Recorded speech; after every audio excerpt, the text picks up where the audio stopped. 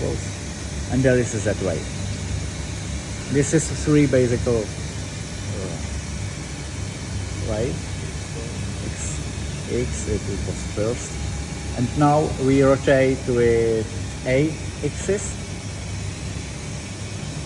and then we can rotate with C axis, and this movement together take five axis, and we can work with this machine with some different methods or ways.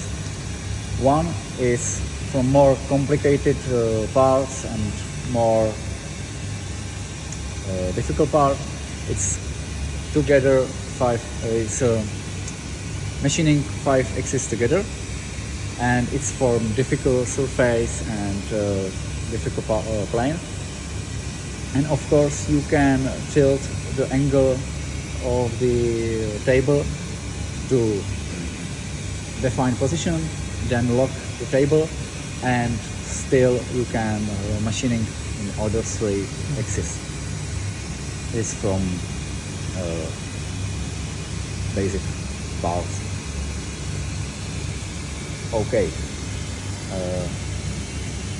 Můžeme si ukázat nástroje asi vedle. This